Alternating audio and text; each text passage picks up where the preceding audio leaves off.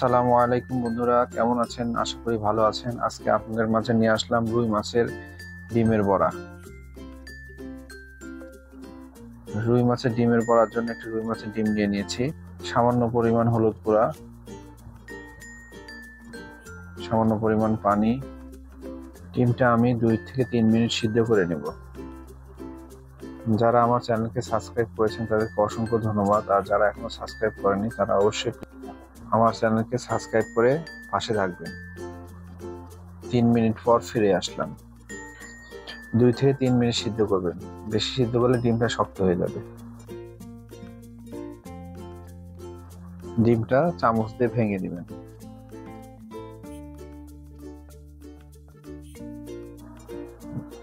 হাত দিয়ে মিহি করে নেব বন্ধুরা। এই যে হয়ে গেছে, হাত দিয়ে মিহি করার পর এমন হবে। আগে থেকে সিদ্ধ করা আলু ম্যাশ করে নিয়েছি। এখানে মাঝারি সাইজের 2টো আলু আছে। আলুটা মিহি করে নিতে হবে। 1 চামচ পেঁয়াজ কুচি, 1 কাপ পরিমাণ বেরেস্তা, কাঁচামরিচ কুচি। যারা ঝাল বেশি খান তারা বেশি কাঁচামরিচ দিতে পারেন। সামান্য পরিমাণে জিরার গুঁড়া, সামান্য পরিমাণে হলুদের গুঁড়া, 1/2 চামচ মরিচের গুঁড়া, 1/2 চামচ ধনিয়ার গুঁড়া,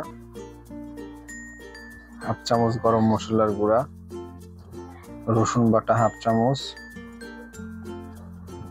আদা বাটা 1/2 চামচ, স্বাদ মতো লবণ। এরপরে দেব লেবুর রস। লেবুর রস দেওয়ার উদ্দেশ্য বন্ধুরা, মাছের ডিমের গন্ধটা চলে যায়। 1 চামচ কর্নফ্লাওয়ার। খুব সুন্দর করে মাখিয়ে নিব। মাখানো হয়ে গেছে। যারা আমার এই ভিডিওটা দেখবেন তারা অবশ্যই একটি লাইক দিয়ে ভিডিওটা দেখা শুরু করবেন। ডিমের বড়া ভাজার জন্য একটি ডিম নিয়ে নিচ্ছি। সামান্য পরিমাণে লবণ, এখানে লবণ বেশি ব্যবহার করা যাবে না। সামান্য পরিমাণে হলুদের গুঁড়া। ডিমটা ভালো করে ফেটে নিতে হবে। মাছের ডিমটা বড়ার মতো গোল করে শেপ দিয়ে ডিমের মধ্যে ডুবিয়ে ভেজে নেব। হালকা আঁচে ভেজে নিতে হবে, বেশি আঁচ দিলে পুড়ে যেতে পারে। বড়াটা দেওয়ার সাথে সাথে নিচ থেকে ফুলে উঠে আসবে। এই যে বন্ধুরা দেখেন,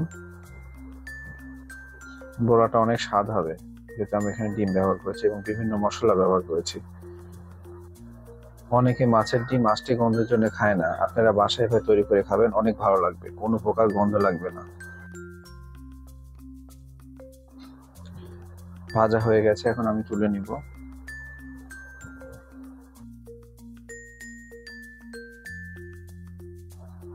মাঝখানে আমি ভিডিও ছাড়তে পারিনি, এই কারণে অনেক বন্ধুরা দূরে সরে গেছেন। তারা দয়া করে অবশ্যই ভিডিও দেখবেন, আমার পাশে থাকবেন। দেখুন ডিমের বড়াগুলো কত সুন্দর মুচমুচে হয়েছে। এই যে দেখুন, ভিতরে নরম কিন্তু উপরে মুচমুচে হয়েছে। সবাই ভালো থাকবেন আর আমাদের জন্য দোয়া করবেন। আল্লাহ হাফেজ।